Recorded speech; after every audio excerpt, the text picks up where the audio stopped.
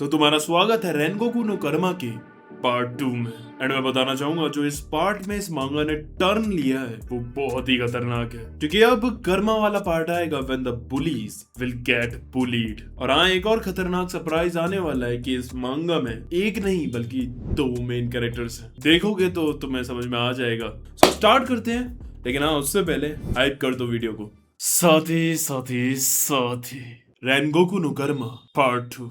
तो माँ ये शुरुआत देती है और जैसा हमने पिछले पार्ट में देखा, वो डेविल गर्ल मकोटो को वहीं फ्रीज कर देती है उसकी बाप की बॉडी के सामने। अब यहाँ से हमें पास्ट में 1 साल पहले ले जाया जाता है, जहाँ हम देखते हैं कि मकोटो के खाने में फूफा ने कुछ कीड़े डाल दिए थे और फिर वो उस खाने को उठाकर उसके ऊपर ही फैला देता है। और इसके बाद भी जब मकोटो कुछ नहीं बोलता तो फूफा कहता है, देखा तुम कुछ बोलते ही नहीं हो इसलिए तो मैं तुम्हें बुली करता रहता हूँ, और अगर तुम्हें इस चीज से दिक्कत ही है इतनी तो तुम अपने पापा प्रिंसिपल नाना से क्यों नहीं कहते। अब इधर रात में हमें दिखाया जाता है जो मकोटो था वो लेटा हुआ था अपने कमरे में, एंड वहां से थोड़ा सा गेट खुला हुआ था और दूसरे रूम में उसका बाप था जो कि फोन पर बात कर रहा था। मकोटो यही सोच रहा था कि उसे अपने बाप को इस बुलिंग वगैरह की चीजों के बारे में बता देना चाहिए, लेकिन तभी वो देखता है कि जो उसके बाप का कॉल आया था ना वो आया था स्कूल से, और वहां से स्कूल की फैकल्टी उसे बताते हैं बुलिंग के बारे में जो कि बास्केटबॉल क्लब में हो रही थी। अब जैसे ही उसका बाप ये सुनता है ना तो वो तुरंत ही कहता है कि देखो ये बात बाहर नहीं निकलनी चाहिए, और हाँ कल ही मैं उससे लड़के से बात करूंगा जो बुली हुआ था। मैं चाहता हूँ ये मामला चुपचाप ही निपट जाए। एनीवेज इससे भी इम्पोर्टेंट मैटर ये है हमारे स्कूल के रिजल्ट्स के जो भी टॉपर स्टूडेंट्स है ना उनके नंबर्स इस साल भी कम नहीं आने चाहिए, वरना हमारे स्कूल की रेपुटेशन खराब होगी। अब ये सारी बातें सुनकर मकोटो समझ गया था कि वो अपने बाप को इस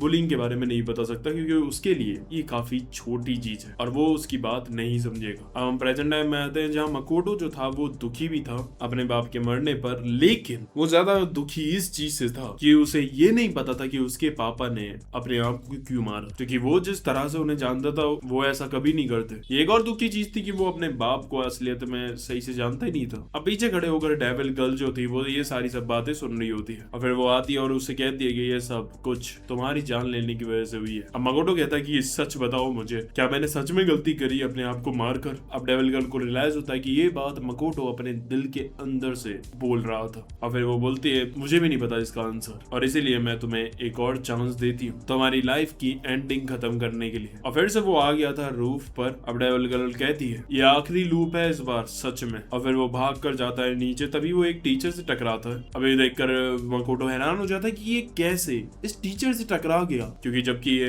दूसरे इंसानों को छू ही नहीं सकता। एंड देन उसके बाद टीचर के पास माइक था जिसमें मकोटो की आवाज कैप्चर भी हो जाती है। अब वो और हैरान हो जाता है कि इन्हें मेरी आवाज भी सुनाई दे रही है, ये क्या हो रहा है। और उसे समझ में आता है कि उसकी बॉडी में चेंजेस आने चालू हो गए हैं। अब वो टीचर कहता है अरे ये तो बिल्कुल मकोटो की आवाज जैसा लग रहा है। तभी सामने से प्रिंसिपल निकल के आता है और कहता है ये तुम कैसा मजाक कर रहे हो, मुझे मकोटो के बारे में बिल्कुल सोचना भी नहीं है, इसलिए बिल्कुल बात मत करो उसके बारे में और जाकर असेंबली की तैयारी करो। और फिर वो चला जाता है। अब इसके बाद मकोटो भी बाहर आता है जहाँ पर असेंबली होने वाली थी और सारे के सारे स्टूडेंट्स खड़े हुए थे। तभी एक टीचर के पास एक पेपर था जिसमें प्रिंसिपल नानासे की स्पीच लिखी हुई थी जो कि वो देने वाले थे असेंबली में। जब मकोटो उस लेटर को देखता है तो वो शॉक हो जाता है, क्योंकि उसमें प्रिंसिपल नानासे ने अपने आप को गुनहगार बता रखा था मकोटो की मौत का, और उन्होंने कहा था कि उसमें मेरी टीचिंग और प्रेशर की वजह से ही मकोटो ने अपनी जान ली है और मैं उस चीज की पूरी रिस्पॉन्सिबिलिटी लेता हूँ। अब डेविल गर्ल कहती है तुम्हारे पापा तुम्हें दिखाते नहीं थे लेकिन उन्हें एक्चुअली में तुम्हारी काफी परवाह थी। लेकिन ये सब सुनने के बाद भी मकोटो जो था वो एक्सेप्ट करने के लिए तैयार ही नहीं था और उसे ये सब कुछ असलियत में अपनी आंखों से देखना था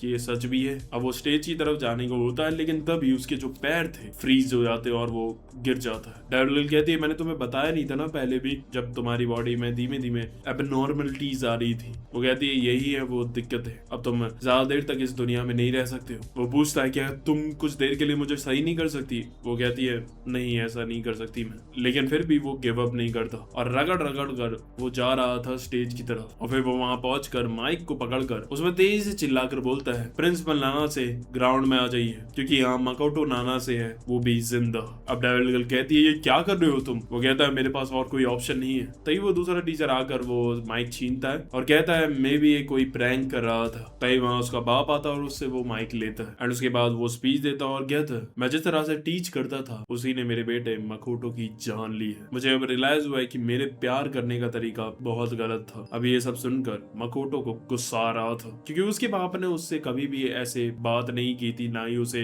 कुछ प्यार दिखाया जिससे वो उनसे कुछ चीजें शेयर कर सके। लेकिन अब वो ये सब चीजें यहाँ पर बोल रहा था। अगर वो ऐसा पहले कर देता तो शायद आज मकोटो जिंदा होता। तभी वहां आता है कुसनागी और कहता है, आपको पता भी है कि मकोटो ने अपनी जान क्यों ली थी? आपको तो पता भी नहीं था कि वो कितना ज्यादा बुली हो रहा था यहाँ पर। तो यहाँ पर खड़े होकर ये जताना बंद कीजिए कि मैं एक अच्छा बाप नहीं था। ये विक्टिम कार्ड खेलना बंद कर दीजिए। अगर आपने पहले ही नोटिस किया होता कि उस पर क्या बीत रही है तो उसकी जान कभी चाहती ही नहीं। सच बात यही है कि आपको उसकी कदर ही नहीं थी। एंड देन फिर प्रिंसिपल नाना से नीच झुक कर रोने लगता है क्योंकि उसे रियलाइज होता है कि वही इस बुलिंग के मैटर्स को काफी हल्के में लेता था। एंड देन फिर उसे अपनी गलती रियलाइज होती है और फिर वो खड़ा होकर बोलता है, मैं प्रिंसिपल से पहले एक बाप था लेकिन फिर भी मैंने वो रिस्पॉन्सिबिलिटीज कभी समझी ही नहीं। लेकिन अब अपनी गलती सुधारने के लिए मैं ये जो भी बुलिंग्स के मैटर्स है इन पर अब सीरियस इंक्वायरी बिठाऊंगा और इन टॉपिक्स को सीरियसली लेकर उन्हें ठीक करने की कोशिश करूंगा ताकि मेरे बच्चे की तरह किसी और बच्चे को ये सब सहना न पड़े। हमें दिखाया जाता है कि जो 6th पर्सन इसका बाप था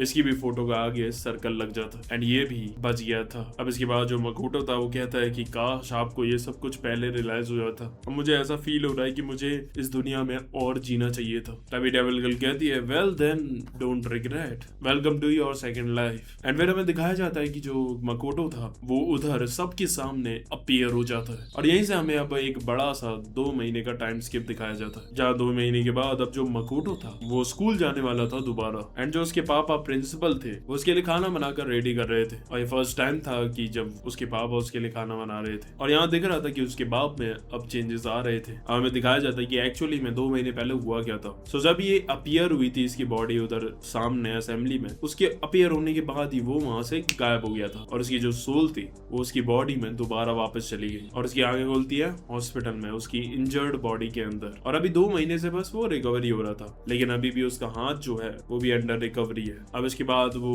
पट्टी वट्टी लगाकर अपना क्लास में पहुंचता है तो वो देख हैरान था क्योंकि वहाँ डेस्क पर लोगों ने काफी बुरा भला लिख दिया था और बाकी स्टूडेंट्स बात कर रहे थे कि ये शख्स वापस क्यों आया है स्कूल में। लेकिन फिर हमें दिखाया जाता है कि एक्चुअली में वो सब चीजें मकोटो के लिए नहीं बल्कि किरीसाकी के लिए बोली जा रही थी। तो तुम्हें याद होगा यूनो को जब उसने कमोट में डाल दिया था तो उस चीज की फोटो हिनाटा ने खींची थी और उसके बाद वो फोटो लीक हो गई और पूरे स्कूल को पता चल गया कि ये भी कितनी हरामिन है और दूसरे बच्चों को कैसे बुली करती है। और उसके बाद से ये सारे बच्चे अब इसे बुली कर रहे हैं। यहाँ तक कि वो सब तो उससे कह रहे थे कि हमारे सामने तभी एक लड़की आती है और कहती है दोस्तों उसे ऐसे तंग मत करो और फिर वो उसे अपने साथ ले जाती है वॉशरूम। एंड हम देखते हैं कि वहां वो लड़कियां उससे करवा रही थी। वो बंदी कहती है वहाँ लड़के देखते क्लास में अच्छा थोड़ी ना लगता इसलिए हम तुम्हें यहाँ पर लेकर आए हैं। अब ये सब देखकर मकोटो को बिल्कुल भी अच्छा नहीं लग रहा था क्योंकि वो नहीं चाहता था कि बुलिंग किसी के साथ भी हो क्योंकि उसने ये सब एक्सपीरियंस किया है कि ये कितना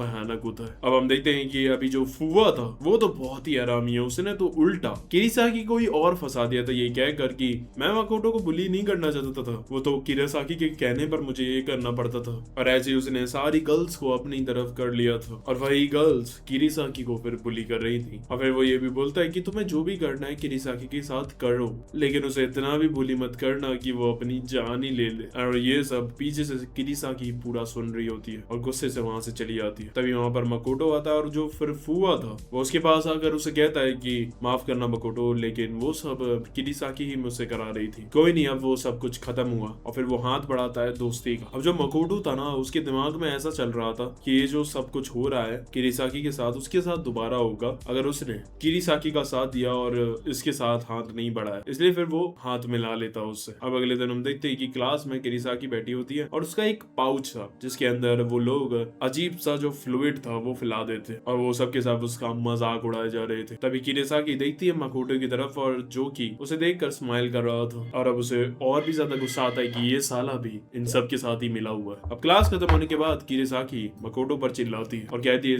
तो तू भी इन सब से मिला हुआ है, क्यों तुझे भी इस सब में मजा आ रहा है। अब मकोटो समझाने की कोशिश करता है कि ऐसा नहीं है, वो तो उल्टा उसकी मदद करना चाहता था। वो कहती है मुझे मत बना, मैंने देखा तूने फूफा के साथ भी हाथ मिलाया। अब वो उसकी बात सुनती नहीं है और वहां से चली जाती है। अब वो जाकर बैठ जाती है लैब में अकेले, क्योंकि उसे और भी ज्यादा बुली नहीं होना था दूसरों से। और सामने एक कैंडल भी जल रही थी। तभी उसे ढूंढते हुए बाहर गैलरी में कुछ लड़कियां आती हैं और जैसे ही वो उनकी आहट सुनती है उसे डर लगने लगता है और वो तुरंत ही जाकर वहां अंदर कबर्ड में छुप जाती है। लेकिन गलती से वो वहां रखी कैंडल को गिरा देती है, जिसके अंदर जो तेल था वो वहां पर फैल जाता है और उससे वहां आग लगनी स्टार्ट हो जाती है। तभी हम देखते हैं नीचे मकोटो को, जो कि यूनो से मिलता है और उससे बात कर रहा था। और तभी एक धमाका सा होता है और वो देखते हैं तो ऊपर वाली लैब से धुआं निकल रहा था। अब मकोटो को पता चलता है कुछ बच्चों से कि वहां उस लैब में अभी भी किरेसाकी फंसी हुई है। तो फिर वो ऊपर जाता है उसे बचाने के लिए। इधर हम देखते हैं कि किरेसाकी फिर कबर्ड से बाहर निकलती है तो वो देख हैरान हो जाती है कि बाहर आग लग चुकी थी और हर तरफ आग देखकर उसने हिम्मत छोड़ दी थी कि वो वहां से निकल पाएगी। लेकिन तभी मकोटो आता है और उसे वहां से बाहर निकालता है। लेकिन फिर भी किरेसाकी उसे दूर कर देती धक्का मारकर और कहती तुम यहाँ पर क्यों आए हो। वो कहता है तुम्हें अभी भी गलत फहमी हो रही है, ये थोड़ा एम्बेरेसिंग है बट ये देखो। फिर वो उसे अपनी पेंटिंग दिखाता है जो एक्चुअली में वो उस पर हंस नहीं रहा था बल्कि उसकी पेंटिंग बना रहा था। और फिर वो उसे बताता है कि जो उसने फूफा के साथ हाथ मिलाया था वो एक्चुअली में इसलिए था। तभी हम देखते हैं कि वहां पर फूफा आ जाता है। वो कहता है कि हाँ मकोटो ने मेरे साथ हाथ मिलाया था, लेकिन उसने एक शर्त रखी थी कि मैं किरासाकी को इस बुलिंग जो भी हो रही है उस पर उससे उसे बचाऊं। और जब मैंने देखा कि मकोटो की फीलिंग्स तुम्हारे लिए कितनी डीप है तो मैं ये देखकर काफी इंप्रेस हो गया और मैंने सोचा कि मैं इसकी बात मानूंगा। एंड देन उसके बाद फिर वो किरासाकी को अपनी गोदी में पकड़ता है और मकोटो से कहता है अब तुम्हें टेंशन लेने की कोई जरूरत नहीं, मैं इसे नीचे तक आराम से ले जाऊंगा, तुम वैसे भी इंजर्ड हो, तुम जाओ आराम से अकेले। लेकिन जो किरासाकी थी उसे समझ में आ गया था कि जो फूफा है वो सिर्फ क्रेडिट लेना चाहता है उसे बचाने का और सबके सामने अच्छा बनना चाहता है, वो एक्चुअली में उसकी मदद नहीं करना चाहता। इसलिए वो उसे पुश कर देती है और पीछे हटा देती है और कहती है मुझे तुम्हारी जरूरत नहीं, मैं अकेली यहाँ से चली जाऊंगी। लेकिन तभी वो गुस्से में उसका सर पकड़कर उसे नीचे गिरा देता है और उसे मारने ही वाला होता है। लेकिन तभी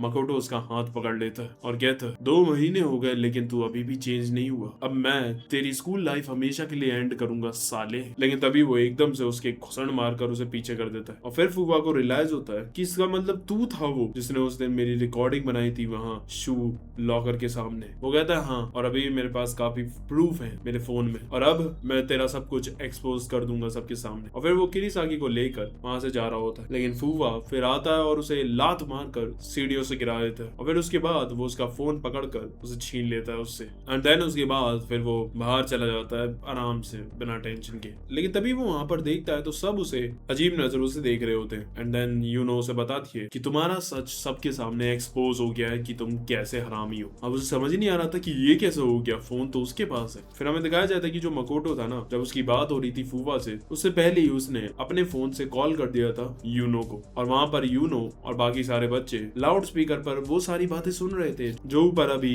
फूफा ने की और उसने जैसे मकोटो और किरीसाकी को पूरी तरह मारा वो भी सब कुछ उन्हें पता चल गया था और वो पूरा का पूरा अब एक्सपोज हो गया था। तभी वहां पर मकोटो आता है किरीसाकी को लेकर और कहता है ना योर स्कूल लाइफ एंड। अब वो गुस्से में उसका वहां पर कॉलर पकड़ने लगता है और कहता है तेरे जैसा स्पाइनलेस बंदा मुझे कभी नहीं हरा सकता। लेकिन फिर मकोटो को गुस्सा आता है और वो नीचे उसे पटक देता है और उसका कॉलर पकड़कर कहता है मुझे सिर्फ किरीसाकी को बुलिंग से बचाना था और तेरा पर्दाफाश करना था, इसलिए अभी तक तेरी सुन रहा था। लेकिन अब मुझे तुम जैसे लोगों से कोई फर्क नहीं पड़ता और ना ही मैं तुमसे डरता हूँ। अब से मुझे पता है कि मुझे किस राह में चल रहा हूँ और कैसे अपनी जिंदगी जीनी है। अब इसके बाद हम देखते हैं कि जो फूफा था उसे स्कूल से निकाल दिया जाता है और इसके बाद एक काफी बड़ा टाइम स्केप आता है और हम देखते हैं कि जो मकोटो था उसे भी ग्रेजुएट हुए लगभग कुछ महीने हो गए थे। एंड फिर हम देखते हैं कि उससे मिलने आती है वही फोटोग्राफर उसके स्कूल की क्लासमेट हिनाटा कहती है कि दिस इज वेरी सरप्राइजिंग कि तुमने मुझे कॉल करके बुलाया। वो कहता है कि हाँ हमारी स्कूल टाइम पर इतनी बात नहीं हुई बट मैंने यूनो से तुम्हारा कांटेक्ट लिया और तुम्हें बुलाया, क्या है कि मुझे तुमसे कुछ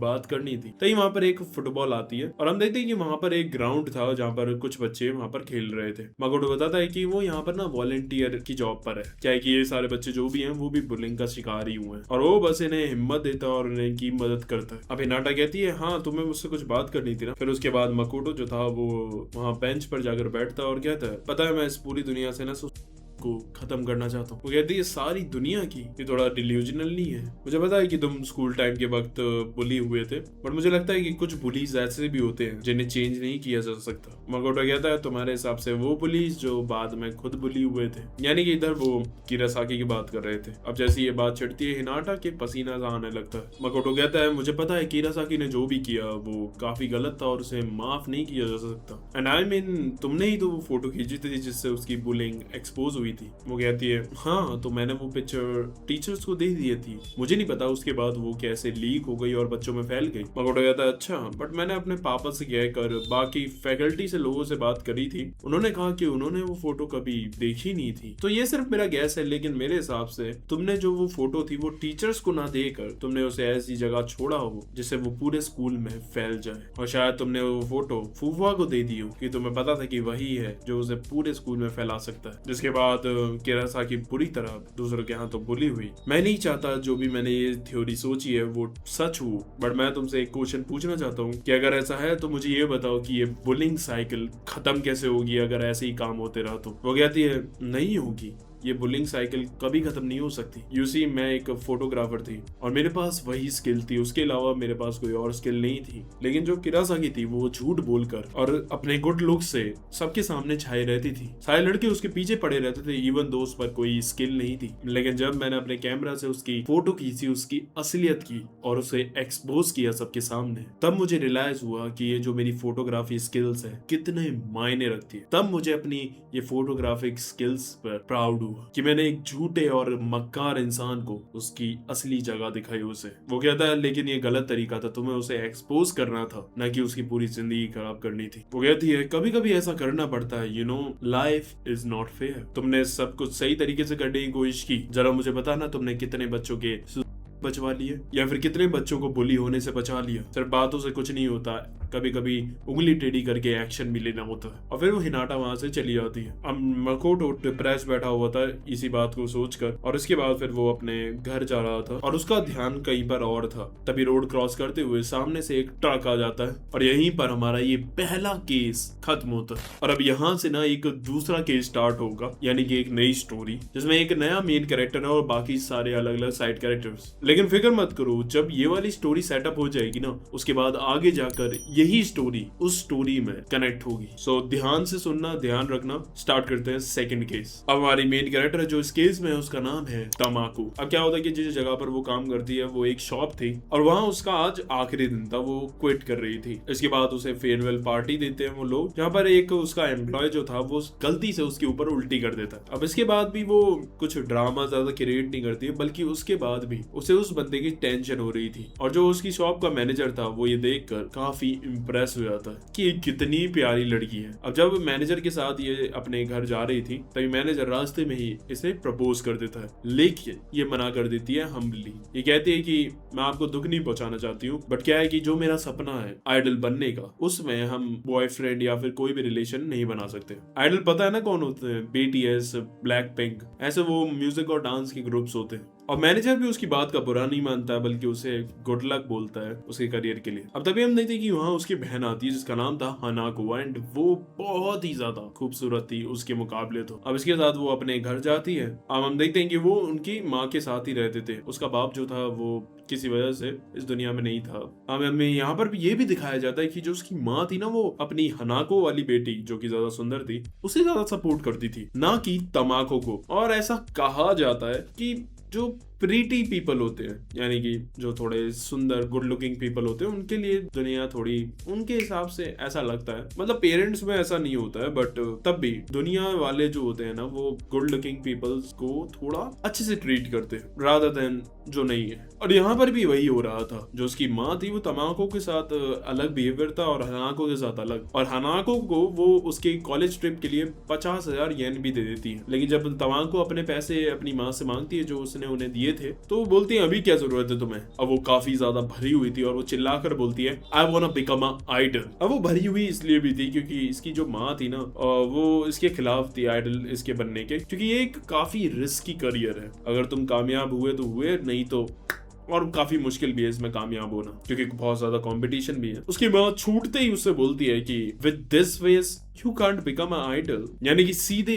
उसकी धज्जियां उड़ा दी भाई उसने। उसकी माँ ने ऐसी बात बोल दी यार, उसका क्या मोरल डाउन हुआ होगा। वो कहती एक बार को अगर हनागो होती तो भी ठीक था, लेकिन तुम्हारी शक्ल के साथ तो तुम कभी नहीं बन पाओगी। वो कहती है कुछ भी हो जाए मैं ये सपना गिव अप नहीं करूंगी, और फिर वो घर छोड़कर चली जाती है। और उसने जितने पैसे सेव करे थे अपनी जॉब से इकट्ठे करके, वो उससे जाती है अपना प्लास्टिक सर्जरी कराने, क्योंकि उसे काफी ज्यादा डिग्रेड कर करके लोगों ने उसे काफी इनसिक्योर कर दिया था कि तुम्हारी शक्ल ही बेकार है, इसलिए तुम आइडल नहीं बन सकते। और फिर वो प्लास्टिक सर्जरी करा के अपनी थोड़ी बहुत शक्ल सही करा लेती है। अब इसके बाद उसके 3 महीने बीत जाते हैं, लेकिन उसने इतने सारे ऑडिशन दिए थे आइडल्स के लिए, किसी का भी उसको कॉल नहीं आता। और वो एक इंटरनेट कैफे में जाकर रह रही थी। अब वहां पर बैठी हुई थी और वो अपना वॉलेट देखती है तो उसके सारे के सारे पैसे खत्म हो गए थे। तभी वहां उसके कैफे का ओनर आता है जिसका नाम था हथौड़ी, और वो उसे कहता है मे भी तुम्हें अब कुछ दिन रहने के लिए अपने घर चले जाना चाहिए। अब तुम्हारे पास पैसे वैसे भी नहीं है तो खर्चा थोड़ा संभल जाएगा अगर तुम जाकर रहोगी घर पे, और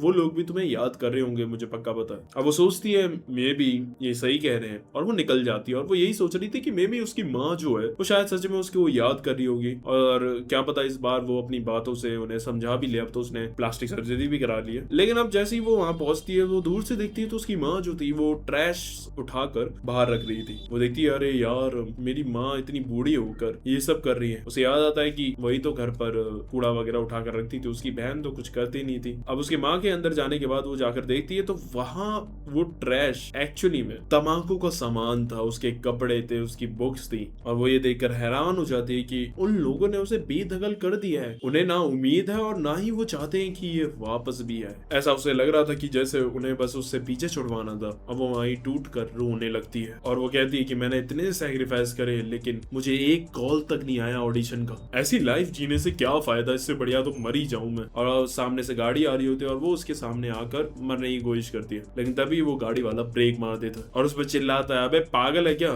तभी हम देखते हैं कि उस गाड़ी में से उतरता है हथौड़ी, वही कैफे ओनर। वो उसे कहता है क्या कोइंसिडेंस है, सो तुम भी उसी रास्ते पे हो। और फिर वो उसे अपने साथ आने के लिए कहता है। वो जाकर उनकी गाड़ी में बैठ जाती है जिसमें कुछ और भी 6 लोग थे। अब इसके बाद उसे पता चलता है कि ये जो बाकी के 6 लोग भी हैं हथौड़ी को मिलाकर, ये सब के सब एक्चुअली अपनी लाइफ से तंग आ चुके हैं और ये भी मरना चाहते हैं। और उन्होंने सोचा कि क्यों ना हम एक साथ ही मरे, तो उन्होंने ये अपना क्लब बनाया। अब वो गाड़ी एक सुनसान जगह लेकर जाते हैं। उसके बाद हथौड़ी उन्हें एक एक स्लीपिंग पिल देता है। उनका यही आइडिया था कि आराम से स्लीपिंग पिल खा लो और एसी चला के गाड़ी के शीशे वीशे बंद कर दो ताकि आराम से सोते सोते ऊपर चले जाएं। अब सबके सब ना थोड़ा डर रहे थे वो पिल्स खाने के लिए, लेकिन जो तंबाकू थी वो तुरंत ही पिल खा लेती है। और वो देख हैरान हो जाते हैं और कहते हैं तुम में तो काफी हिम्मत है। वो कहते हैं हिम्मत की बात नहीं है, बस ये जो मीनिंगलेस लाइफ है ना मेरी, ये ज्यादा खौफनाक है मौत से, इसलिए बस मैं इसे जल्दी से जल्दी खत्म करना चाहती हूँ। अब वो लोग भी इसकी बात सुनकर काफी मोटिवेट हो जाते हैं और सब के सब गोली खा लेते हैं। वैसे पता है मुझे एक चीज याद आ गई, जो ये इन्होंने करा ना, ये 7 बंदे जाकर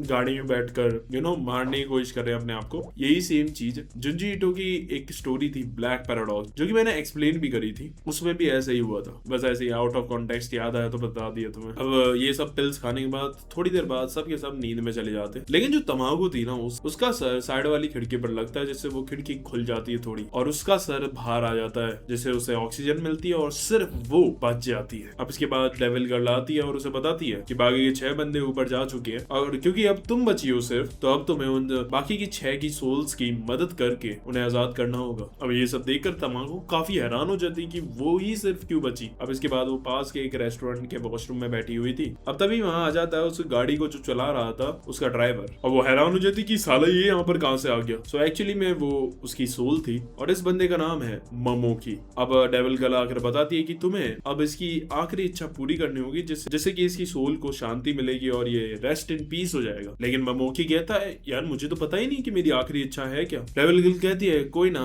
धीमे धीमे तुम्हें समझ में आ जाएगा, और फिर वो वहां से चली जाती है। अब इसके बाद मोमोकी कहता है क्या तुम मेरे घर चलना चाहोगी, और फिर वो जाते हैं उसके घर और उसके घर की हालत देखकर तंबाकू समझ जाती है कि ये काफी गरीब बंदा है। और वहां पर उसे एक उसकी कॉपी मिलती है जिसमें उसने गाने वगैरह भी लिख रखे थे। वो बताता है कि मैं एक म्यूजिशियन था और उसे गाने वगैरह का काफी शौक भी था। और तभी हम देखते हैं कि उसके कमरे में कोई एंटर करता है और जो तमाकू थी वो जल्दी से जाकर कबर्ड में छुप जाती है। हम देखते हैं कि वहां पर एक मास्क लगाकर एक बंदी आती है और सामने के ड्रॉर से कुछ निकाल कर उसे अपनी जेब में रख लेती है। तभी जो तमाकू थी उसका फोन बजता है, जो कि एक्चुअली मैं आइडल के ऑफिस से ही आया था। एंड तभी वो बंदी वहां कबर्ड खोलती है और उसमें जब वो तमाकू को देखती है तो तमाकू तो उसे देखकर डर जाती है और वो चिल्लाने लगती है, मेरी मदद करो, मेरी मदद करो। और वो डर के मारे बंदी भाग जाती है वहां से। अब तभी ममो को कहता है उसे जल्दी से पकड़ो। वो कहती है नहीं, मेरे को डर लगता है चोर वगैरह से। ममो की कहता है ये मेरी आखिरी विश है, प्लीज उसका पीछा करो, वो चोर नहीं है बल्कि वो मेरी गर्लफ्रेंड है। फिर वो उसे दिखाता भी है फोटो उसकी। वो कहता है कि वो जो चीज चुरा कर भागी है वो एक्चुअली में मेरी डायरी है और उसमें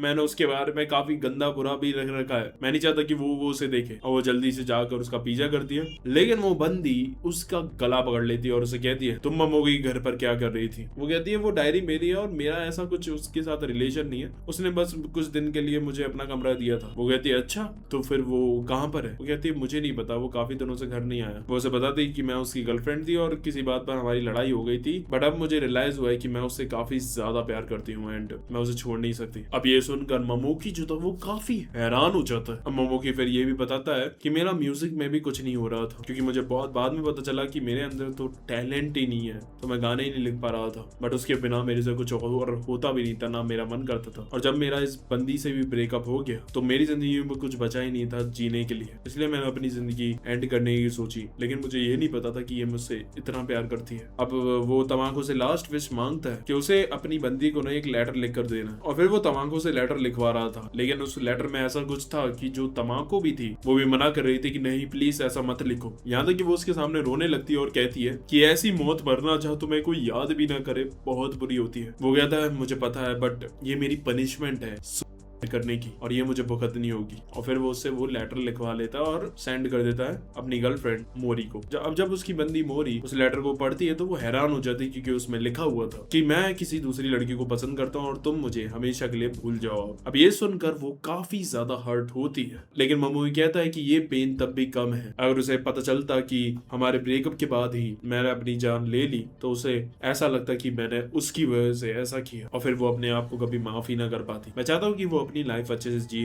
एफएम ममोकी लास्ट में काफी दुखी भी होता है कि अपने लास्ट मोमेंट में भी उसने अपनी बंदी का दिल दुखाया, लेकिन एट द एंड उसे पता था जो उसने किया वो सही था। एंड फिर उसकी विश पूरी हो जाती है और उसके लिए वो तमाकू को शुक्रिया अदा करता है। लेकिन फिर आती है डेविल गर्ल और लेकर आती है उनका दूसरा विक्टिम, जो कि एक दादी थी, और अब उनकी बारी थी उसकी विश पूरी करने की। अब उन दादी का क्या था कि वो थोड़ी थोड़ी देर में भूल जाती थी जो भी वो करती थी या जो भी वो बोलती थी। वो पहले उनका नाम पूछती है, फिर 2 मिनट बाद फिर से उनका नाम पूछती है। तो उन्हें समझ ही नहीं आ रहा था कि साला इनके पास कुछ विश भी है और है भी तो नहीं याद भी है। फिर वो बताती है कि उनकी विश है कि बस वो आखिरी बार अपनी फैमिली से मिले। अब मैं उस बुढ़िया के पास्ट में ले जाया जाता है 3 हफ्ते पहले, और हमें दिखाया जाता है कि जो ये बुढ़िया औरत थी ये अपने घर में थी और एक्चुअली मैंने इसे डिमेंशिया था, जिसमें से पता ही नहीं चलता था कि इसकी बॉडी कैसे वर्क कर रही है, और ये कभी कभी अजीब अजीब चीजें कर देती थी। जैसे एक बार ये खड़े खड़े टॉयलेट कर देती है और इसे पता ही नहीं चलता, और इसकी जब बहू ये देखती है तो वो उसे डांटती है काफी ज्यादा। और उसका एक छोटा बेबी भी था तो उसे उन दोनों का ही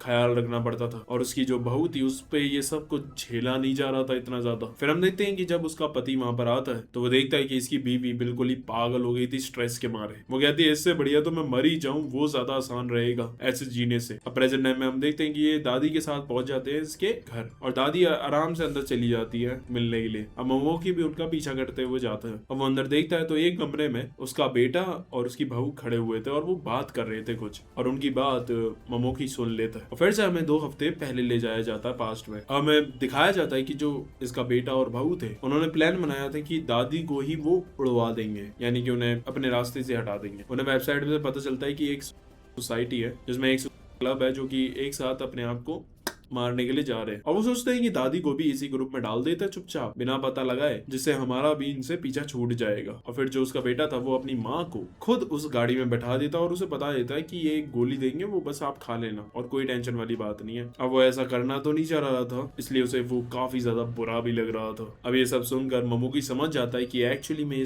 नहीं था बल्कि ये तो अब वो ये सब जाकर बताता है तमाकू को, और उसकी भी फटकर 4 हो जाती है सुनकर। अब जब ग्रैंडमा वहाँ वापस आती हैं मिलकर अपनी फैमिली से, तो वो सब कुछ उस ग्रैंडमा को बताते हैं कि कैसे उनको धोखा दिया गया है और एक्चुअली में उनका नहीं बल्कि आ गया। लेकिन जो ग्रैंड माँ थी वो सारी बातें इग्नोर करती है और कहती है तमाको तुम्हें मैंडरिन पसंद है ना, चलो हम लेने के लिए जाते हैं मॉल में। अब वैसे भी मेरी विश पूरी हो गई है तो चलो तुम्हें दिलवाती हूँ। अब तमाको हैरान हो जाती है देख कर कि उस दादी को उसका नाम भी याद है और उसे ये भी याद था कि उसने बताया था कि उसे मैंडरिन पसंद है। अब उसे रियलाइज होता है कि दादी को अल्जाइमर नहीं था बल्कि इन्हें तो डिमेंशिया है, यानी कि इन्हें उस मोमेंट पे पता था कि ये कहाँ जा रही है और क्यों जा रही है। एंड फिर वो उनसे पूछती भी कि ग्रैंड माँ क्या आपको पता था ना कि वो गाड़ी कहाँ जा रही थी, लेकिन फिर भी आपने अपने बेटे के सामने ऐसी एक्टिंग करी जैसे आपको पता ही नहीं था। वो कहते तमाको क्या तुमने किसी के आगे कभी मुंहता है, मुझे पता है वो कितनी ज्यादा एम्बेरसमेंट फील होती है। और वैसे भी अगर कोई बेटा अपनी माँ से कुछ मांगता है तो माँ का फर्ज बनता है उसकी इच्छा पूरी करने का। एंड दैट्स व्हाई मैंने डिसाइड करा अपनी लाइफ को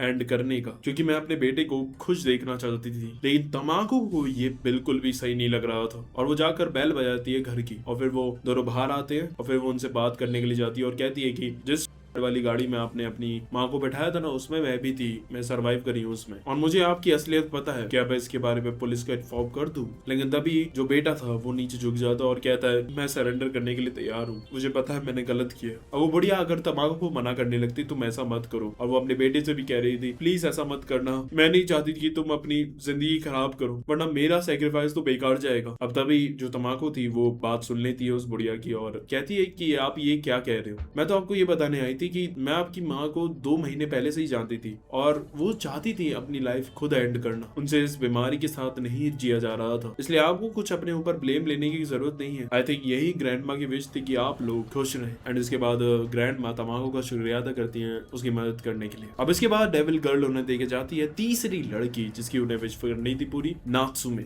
अब वो काफी टेढ़ी बंदी थी, वो बात बात पर तमाकू को ही रोस्ट करे जा रही थी। जब वो उससे पूछती भी है ना कि तुम्हारी क्या विश है तो वो कहती है मेरी कोई विश नहीं है। यहाँ तक कि वो उस पर यह भी सवाल उठाती है कि तुम हम सब में से सिर्फ तुम ही बची हो और इसीलिए अब तुम अकेले अपने ड्रीम्स को परस्यू करने जाओगी, हम तो वैसे ही वैसे ही रह जाएंगे, हमारा क्या होगा, हम तो सीधे ऊपर जाएंगे, हमारा थोड़ी ना अब कुछ होने वाला है। और वो उसे पूरी तरह डिप्रेस्ड कर देती है कि वो रात में सो भी नहीं पाती। अब अगले दिन हम देखते हैं जो नात्सुमे थी वो कहती है कि मैंने एक विश ढूंढ ली है क्योंकि मुझे तुम्हारे साथ पूरी जिंदगी नहीं रहना है। अब वो उसे अपने स्कूल ले जाती है और वहां वो उसे दिखाती है एक लड़का जिसका नाम था शिबाता। तो अब वो उसे पूछती है तो अब बताओ नात्सुमे तुम्हें उससे मिलना है क्या। वो कहती है ऐसा नहीं है। तमाको कहती है नहीं नहीं, अगर ऐसा है कि तुम उसे पसंद करती हो तो तुम्हें उससे मिलना चाहिए। वो कहती है तुम्हें समझ नहीं आ रहा, ऐसा कुछ नहीं है और वैसे भी मैं उससे बात नहीं कर सकती हूँ। एंड देन उसके बाद फिर वो अपनी फ्रॉक ऊपर करके दिखाती है तो उसकी जो थाइस थी उस पर जलने के निशान बने हुए थे और फिर वो उसे बताती है कि उसके जो पापा थे उसी ने उसका किया था। अब तमाको ये सुनकर हैरान हो जाती कि वो उसकी लाइफ कितनी ट्रॉमेटिक थी और वो इतनी छोटी एज में कितनी सारी चीजों से गुजरी है और उसके पास कोई और रास्ता भी नहीं था, वो कहीं और जा भी नहीं सकती थी,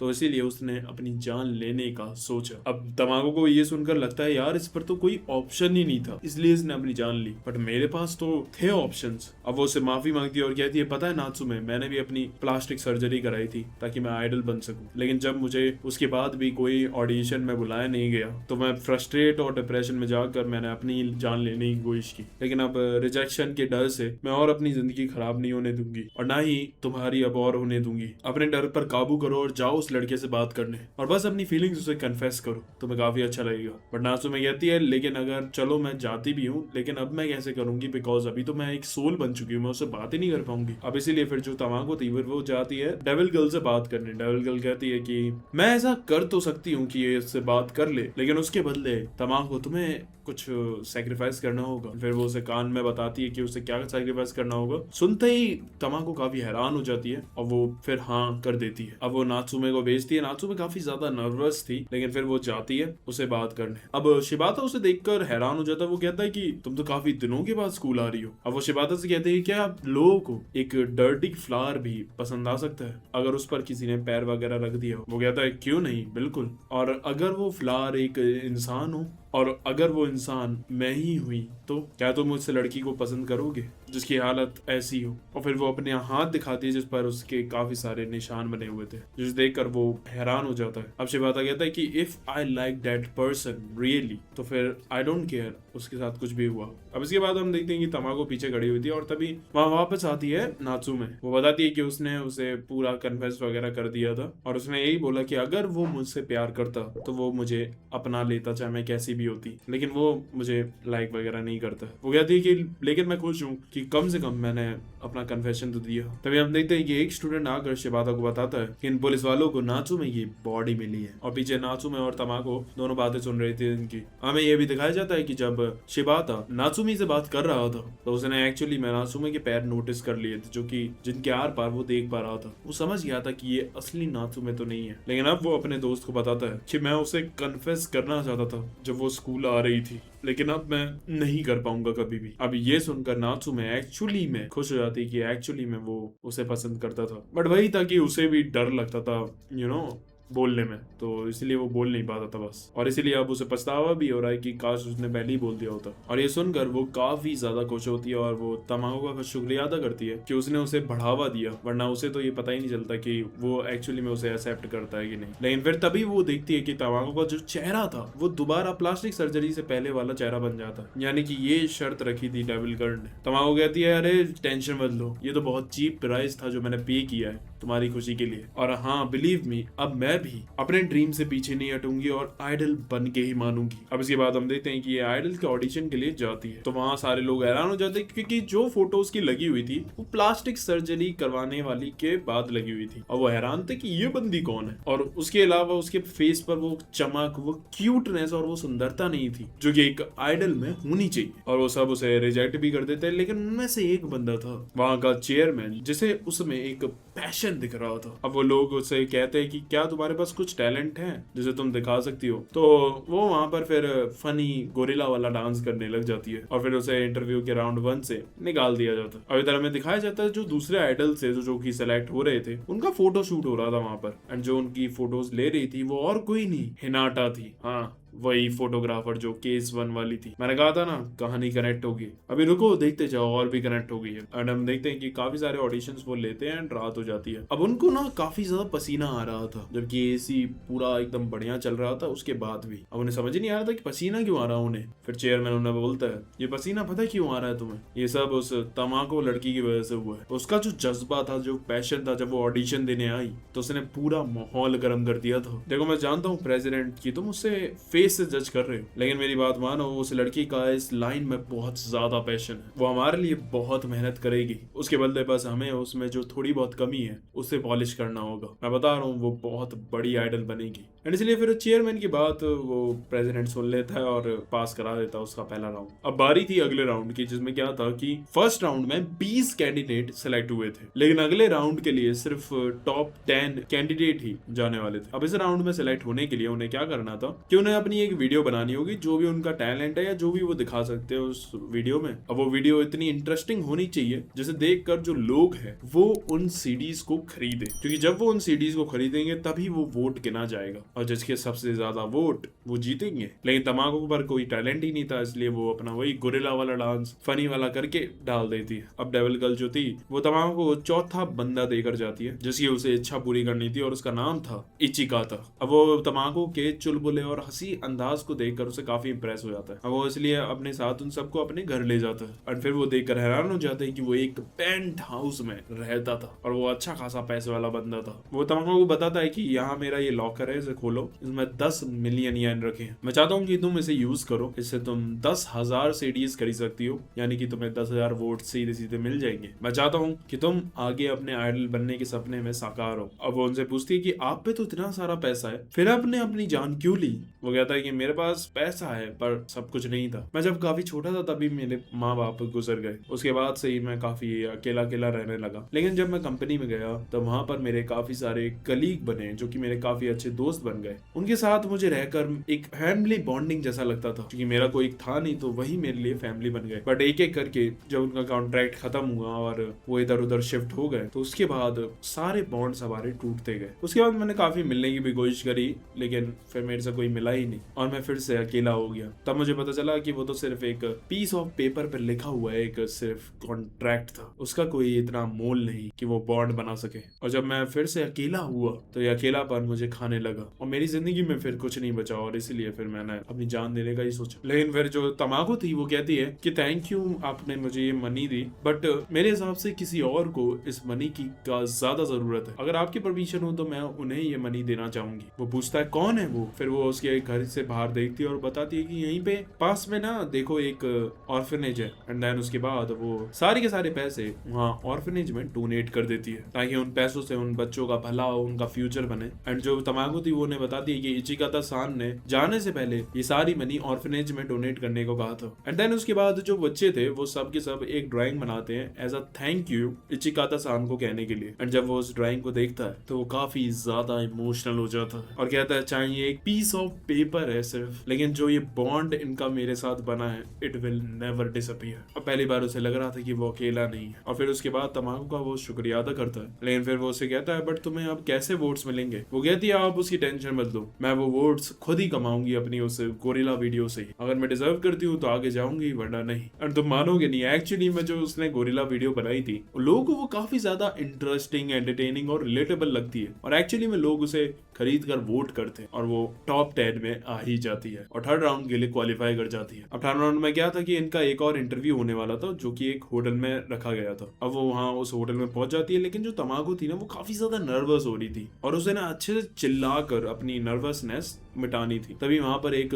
बंदा एंटर करता है बड़ा सा, और जब वो उसकी ये बातें सुन लेता है तो वो उसे अपने कंधे पर उठा लेता है और कहता है कि अब तुम अच्छे से चिल्लाओगी ना तो सारी जगह आवाज जाएगी। और वो चिल्ला कर अपनी नर्वसनेस खत्म करती है। एंड देन उसके बाद वो उसका शुक्रिया अदा करती है। अब वहां पर प्रेसिडेंट आता है क्योंकि अब तमागो की बारी थी इंटरव्यू की। वो उसे लिफ्ट से ले जा रहा था और उसे बताता है कि जो इंटरव्यू लेने आ रहे हैं वो बहुत ही बड़े इंसान है, उन्होंने मल्टीपल गाने बनाए हैं, कंपोज करे हैं एंड उनका नाम है एमोन केजी। इसलिए मेरी रिक्वेस्ट है कि तुम उनके सामने अच्छे से हम्बली बिहेव करना। अब इसके बाद जैसे ही वो उस फ्लोर पर पहुंचती है और अपने रूम की तरफ जा रही थी तभी वहां से एक बंदी निकलती है। उसके बाद वो तमागो सामने आकर कहती है कि ये इंटरव्यू बिल्कुल मत देना, ये बहुत ही खराब है। अब प्रेसिडेंट आकर उस लड़की को वहां से ले जाता है और उसे कहता है तुम जाओ अंदर। अब ये सब देखने के बाद भी वो इंटरव्यू देने के लिए जाती है और वो वहां देखकर हैरान हो जाती है कि एमोन केजी एक्चुअली में वही बंदा था जिसे वो बाहर मिली थी। वो कहती है आप तो कितने हम्बल और अच्छे बंदे हो, ये लड़कियां ऐसा क्यों कह रही थी। वो कहता है कि तुम्हें इंटरव्यू पार करने के लिए मुझे प्लीज करना होगा। एंड देन उसके बाद वो अपनी पैंट उतार देता है। अब ये देखकर वो घबरा जाती है और टॉयलेट चली जाती है और वो सोच रही थी क्या मुझे ये करना चाहिए अपने सपने को साकार करने के लिए। अब बाकी जो सोल्स थी उसके साथ वो तो मना कर रही थी उसे। फिर वो बाहर जाती है और कहती है मुझे ना थोड़ी शर्म आती है यहाँ पर ऐसा कुछ करने में, तो मैं क्या लाइट बंद कर सकती हूँ। फिर वो लाइट बंद कर देती है। थोड़ी देर हो जाती है लेकिन वो कुछ जवाब ही नहीं दे रही थी। अमोन को लगता है कहीं ये भाग तो नहीं गई, तो वो लाइट जलाता है। वो देखता है तो वो नीचे झुकी हुई बैठी हुई थी। वो कहता है क्या हुआ, तुम प्लीज नहीं करोगी मुझे। एंड देन उसके बाद फिर वो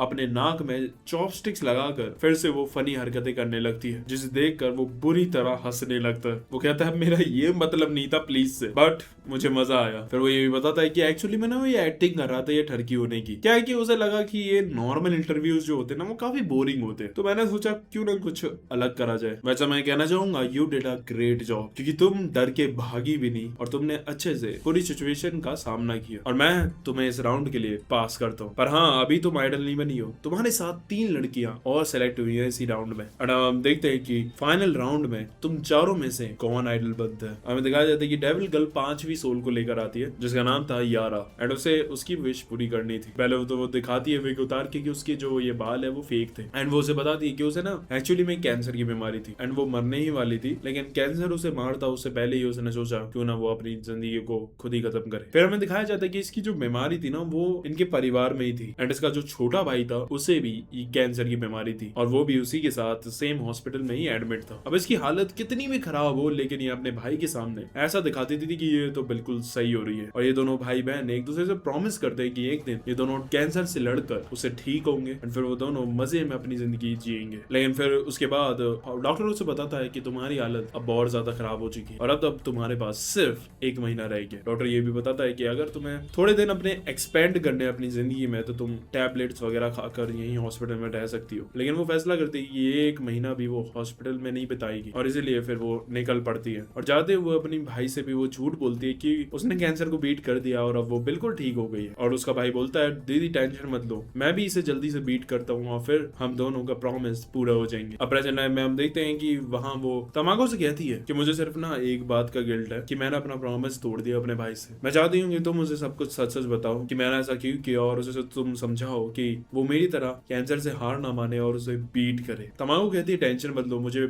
यकीन है कि तुम्हारा भाई तुम्हारे डिसीजन को पक्का समझ जाएगा। अब वो जाते हैं दोनों हॉस्पिटल तो वो देखते हैं तो रूम में उसका भाई था ही नहीं और वो जाकर देखते हैं तो वो ऊपर छत की ओर जा रहा था सीढ़ियों से चलते हुए। अब तमागो को लग रहा था कि कहीं ये ऊपर से रूफ से कूद कर अपनी जान तो नहीं देने जा रहा। वो जाती है उसे रोकने के लिए, लेकिन फिर वो तमागो को बताता है कि नहीं नहीं, वो ऊपर रूफ पर इसलिए नहीं जा रहा है। वो कहता है कि मैं तो बस अपनी ट्रेनिंग कर रहा हूँ, मैं रोज आकर ऐसे जीनों पर चढ़ता हूँ और अपनी ट्रेनिंग करता हूँ। मैंने अपनी बहन से वादा किया है कि मैं इस कैंसर को खत्म करके रहूंगा और मैं अपना प्रॉमिस चाहे जो भी हो जाए निभा कर रहूंगा। और वैसे पता है, मैं अपनी बहन को ब्लेम नहीं करता हूँ कि उसने अपनी जान ली। मुझे पता है कि उसके पास कोई ना कोई बड़ा रीजन होगा इसके पीछे। मुझे पता है कि वो दर्द से कितना ज्यादा स्ट्रगल कर रही थी, लेकिन वो मेरे सामने उस दर्द को दिखाती तक नहीं थी। वो जहां पर भी होंगी वो चाहेंगी कि मैं इस कैंसर को खत्म करके ठीक हूँ, और ऐसा ही मैं करूंगा। और ये सब सुनकर जो उसकी बहन थी यारा, वो बहुत खुश हो जाती है और तमागो का शुक्रिया अदा करती है कि उसने उसकी विश पूरी करने में उसकी मदद की। अब हमें दिखाया जाता है कि तमागो के आइडल बनने का अब फाइनल राउंड था, और अब हमें दिखाया जाता है कि वो 4 बंदियों की होने वाली थी 2 हफ्तों की ट्रेनिंग, और जो भी ये सब सही से ट्रेनिंग कर लेगा वो जीत जाएगा, और जो भी ये सारी ट्रेनिंग में सबसे आगे होगा वो बनेगा आइडल। हमें दिखाया जाता है ये एक डार्क टोन वाली लड़की थी जिसका नाम था मेगुमी, एक ब्लॉन्ड हेयर में लड़की थी जिसका नाम था सिजुरू, और एक थी कालो बालों में ही काफी खूबसूरत जिसका नाम था किरीसाकी। यस, ये वही किरीसाकी है, वही बुली। अब थोड़ा सुधर गई है पर। और अपनी चौथी तो तमागो थी, और इनके पास एक ट्रेनर भी था इनका। अब हम देखते हैं कि जो इनका ट्रेनर था वो इन्हें 10 किलोमीटर की पहले दिन तो मैराथन करवाता है। अब जो तमागो थी वो सबसे आगे थी क्योंकि वो स्पोर्ट्स वगैरह में काफी अच्छी है, और वो आराम से भाग भाग कर रही थी मैराथन। तभी वो देखती है कि जब मैराथन लगभग खत्म ही होने वाली थी, तभी वहां झाड़ियों से जंगल की निकलती है मेगुमी, और वो एक्चुअली में चीटिंग कर रही थी और शॉर्टकट से वहां पर आ जाती है। तमागो उससे कहती है तुम चीटिंग क्यों कर रही हो? वो कहती है किसी को बताना मत, और वो चली जाती है। अब वो देखती है कि वहां पर एक गाड़ी आती है और उसमें से निकलती है शिजुरू, और जो वो बंदा गाड़ी लेकर आया था वो उससे किस करती है और फिर से मैराथन कंटिन्यू करने लग जाती है। अब वो उससे कहती है तुमने चीटिंग क्यों करी? लेकिन तुम्हारा ये बंदा है, ये तो अलाउड ही नहीं है। वो कहती है ना ना, ये मेरा बॉयफ्रेंड नहीं है, बस ये होल्ड अप वाला बंदा है, मैं देखती हूँ आगे क्या करना है इसके साथ। वो कहती है लेकिन फिर भी तुमने चीटिंग करी, लेकिन वो उसकी बातों को इग्नोर करके आगे भागने लग जाती। तभी हम देखते हैं कि पीछे से आती है फिर किरीसाकी, जो ये एकदम फेयरली दौड़कर मैराथन कर रही थी, और वो खुश हो जाती है देख करके, वाह कोई तो ये है जो कि एकदम फेयरली दौड़ रहा है। लेकिन इस सब के चक्कर में जो अपनी तमागो थी वो लास्ट रह जाती है, और उसके बाद जो उसका ट्रेनर था फिर वो उसे सलाह देता है कि तुम 10 किलोमीटर फिर से मैराथन करोगे अभी। तभी वो अपने ट्रेनर से कहती है कि शिजुरू और मेगुमी ने तो चीटिंग करी है, आप यहाँ तक कि किरीसाकी से भी पूछ सकते हो। अब वो पूछता है किरीसाकी से कि इन दोनों ने चीटिंग करी है। वो कहती है मुझे तो नहीं पता, बट इट्स ओके अगर ये चीट भी करते हैं, मुझे फर्क नहीं पड़ता, मुझे तो जीतने से मतलब है, वैसे भी ये कंपटीशन है। अब उसके बाद जो उसका सर था फिर तमागो पर बिलीव नहीं करता और उसे फिर 10 किलोमीटर की मैराथन दोबारा से करवाता है। अब वो पूरा थक थका कर रात में आती है अपने रूम में, तो वो वहां पर देखती है कि जो मेगुमी और शिजुरू थे उसने उसके पूरे कपड़े और जो भी उसका सामान था वो सब कुछ गंदा कर दिया था और पूरा कमरा उसका सड़ा दिया था। उसके बाद वो सारा कपड़े वगैरह उठाकर फिर उन्हें बाथरूम में ले जाकर धो रही होती है। तभी जो उसके साथ में जो आत्माएं थी वो उनसे कहती है कि तुम्हें ये बताना चाहिए अपने ट्रेनर को कि तुम्हें ये लोग बुली कर रहे हैं। वो कहती है कोई बताने का फायदा नहीं, क्योंकि अगर मैंने उन्हें बताया तो वो मेरी बात का बिलीव ही नहीं करेंगे। तभी हम देखते हैं कि शिजुरू और मेगुमी आते हैं और फिर से उसे तंग करने लग जाते हैं। लेकिन तभी जो शिजुरू थी वो उसके जो बालों में रिबन्स लगे हुए थे वो उसे छेड़ देती है, जिसके बाद वो काफी गुस्से में आ जाती है और उन्हें पीछे कर देती है। अब हमें स्टोरी दिखाई जाती है कि जो वो रिबन्स थे एक्चुअली में उसे उसके पापा ने गिफ्ट करे थे, और वो वाले रिबन्स उसने टीवी पर देखे थे एक आइडल को डांस करते हुए, और वही आखिरी निशानी थी उसके पापा के जाने से पहले, और उसके सिर्फ पापा ही थे जिन्हें विश्वास था कि वो एक दिन आइडल जरूर बनेगी। फिर वो कहती है कि कल डांस कंपटीशन है, देखना मैं ही फर्स्ट आऊंगी हम चारों में से। अब अगले दिन सब के सब चेयरमैन और प्रेसिडेंट वगैरह आते हैं और इनका डांस देख रहे थे। अब जो तमागो थी ना वो बहुत ही कॉन्फिडेंटली डांस कर रही थी क्योंकि उसे सारे के सारे स्टेप्स अच्छे से याद थे, जबकि जो किरीसाकी और बाकी की तीनों लड़कियां थी वो थोड़ा बहुत स्टेप्स भूल रही थी, लेकिन तमागो एक भी स्टेप नहीं भूल रही थी। लेकिन तभी जो उसका ट्रेनर था वो उसे चिल्ला कर साइड में मूव कर देता है और कहता है ये क्या कर रही हो तुम? वो कहती है मैं तो सारे स्टेप सही से कर रही हूँ। वो कहता है स्टेप सिर्फ सही से नहीं करने हैं, तुम्हें अपने मुंह पर एक स्माइल भी रखनी है, एक एक्सप्रेशन रखना है जिससे लोग तुम्हें देखकर एंटरटेन हो। वो दिखाता है कि इन तीनों से सीखो, देखो ये कैसे डांस कर रहे हैं, कैसे एंटरटेन कर रही हैं। अब ये फैक्टर था ही क्योंकि वो तीनों की तीनों उससे ज्यादा खूबसूरत थी। अब इसके बाद हम देखते हैं कि वो दुखी होकर बैठी हुई थी, तभी मेगुमी फिर से आती है और जो उसके रिबन्स थे उनका मजाक उड़ाने लगती है और वो गुस्से में इस बार उसके खींच के घुसड़ मार देती है। अब वो जीने से गलती से नीचे गिर जाती है और उसका सर फट जाता है। अब तभी जो शिरुजुरु थी वो टीचर को बुलाती है। अब वहां पर वो आता है और अब तमाको काफी मुसीबत में फंस जाती है। मेगुमी होश में आकर कहती है कि इसे बाहर निकालो यहाँ से। अब यहाँ पर वो बोल रही थी कि उसने जानबूझकर नहीं किया और यहाँ पर वो बुरी तरह फंस गई थी, लेकिन तब ही हिनाटा वहां पर आती है, वही फोटोग्राफर, और वो बताती है कि मैंने सब कुछ रिकॉर्ड करा है, ये लड़कियां ही इसे पहले तंग कर रही थी और उसने ये जानबूझकर नहीं किया, जिसकी वजह से वो बच जाती है। अब इसके बाद हम देखते हैं कि जब हिनाटा नहाने के लिए जाती है तो वहां उसे बाथटब में दिखती है किरीसाकी, जिसे वो देखकर हैरान हो जाती है और कहती है कि मुझे नहीं पता था कि तुम आइडल बनना चाहती हो। वो कहती है it's not a dream, it's more like it's for someone who is important for me. और फिर वो वहां से चली जाती है। अब वहां वो देखती है जो तमाको थी वो वहां पर सांस रोकने की प्रैक्टिस कर रही थी। फिर वो उससे बात करती है। तमाको बताती है कि मुझे ना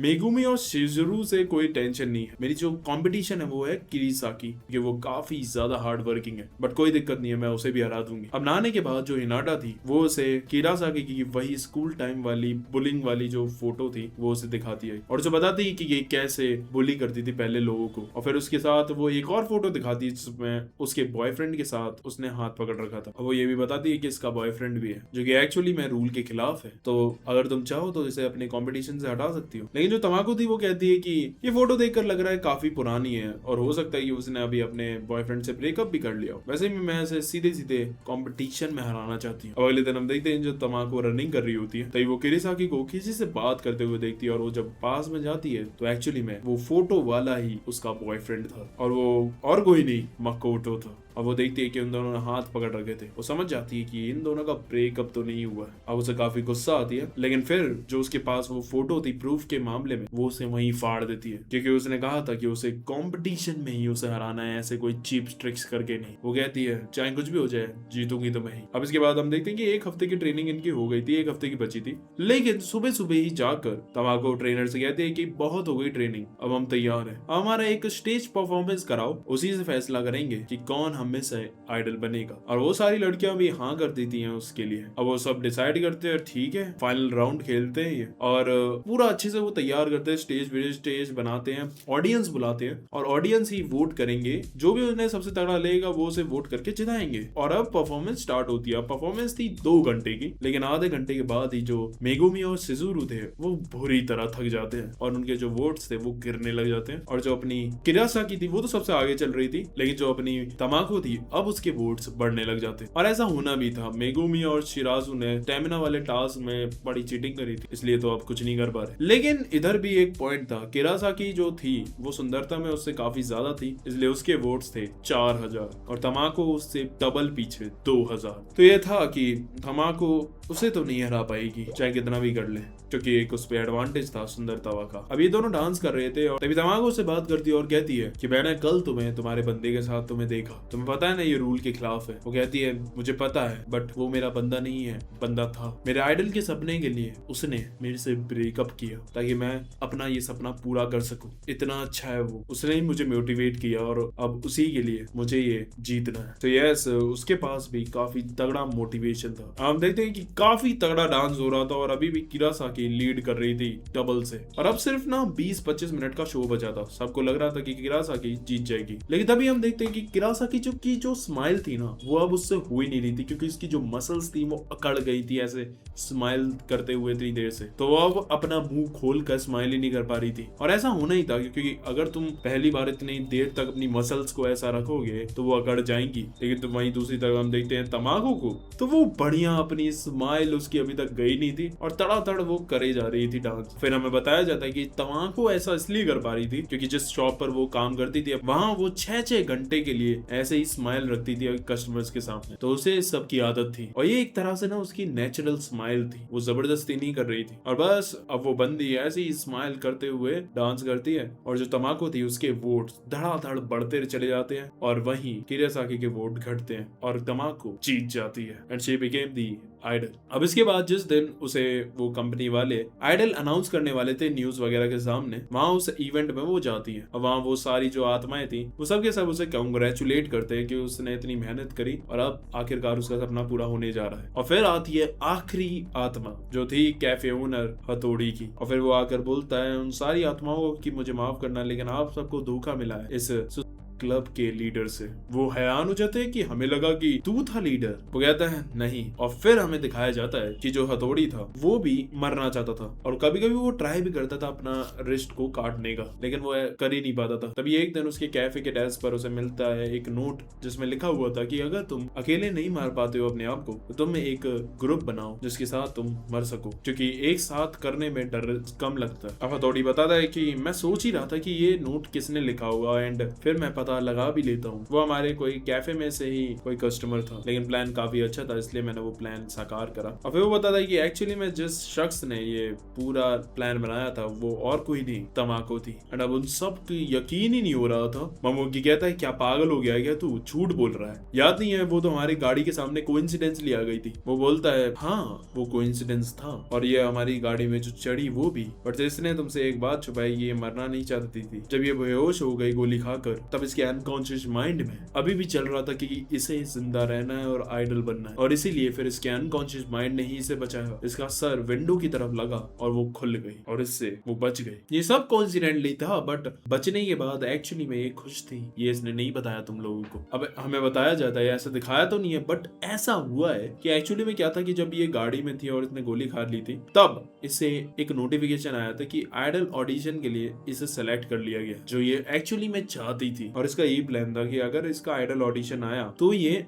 नहीं करेगी, लेकिन अगर नहीं आया तो ये कर ले। यानी कि तुम समझे, इसने ये राज छुपा कर रखा कि एक्चुअली में ये जिंदा रहना चाहती थी। अब हथौड़ी कहता है मेरी बस यही लास्ट इच्छा है जो तुम्हें पूरी करनी है, कि मैं ये चाहता था कि यू शुड चेंज तमाकू। ये जो ये सारी तुमने बात हमसे छुपाई तुम्हें इन सब लोगों को बतानी चाहिए थी, ऐसे तुम्हें इन्हें अंधेरे में नहीं रखना चाहिए था। तुम अपनी फीलिंग्स दबा कर रखती हो तभी तो तुम्हें इतना ज्यादा परेशानी झेलनी पड़ती है। तभी हम देखते हैं कि वहां उसे आइडल वाले लोग बुलाते हैं वहां स्टेज पर। अब वो जब जा रही थी तो ये सारी सोल्स जो थी वो शॉक में तो थी, लेकिन उसके बाद भी वो उसे सपोर्ट कर रहे थे कि तुम्हारे पास कोई ना कोई वजह रही होगी ये हमें ना बताने का तमाकू, हमें पता है तुम एक काफी साफ दिल की लड़की हो। अब तमाकू जाकर अपनी स्टेज पर खड़ी हो जाती है। अब यहाँ पर जो ये सारी आत्माएं थी वो हथौड़ी को बताती है कि तमाकू ने उनके लिए क्या क्या किया और वो किस तरह की लड़की है और उसने आइडल बनने के लिए क्या क्या मेहनत की यहाँ तक। जैसे सुनकर हथौड़ी काफी ज्यादा खुश होता है, लेकिन फिर हम देखते हैं कि तमाकू स्टेज पर खड़े होकर कन्फेस कर देती है कि मैंने 6 लोगों को मारा है क्लब में, और वो ये यहाँ पर कंफर्म करती है कि उसने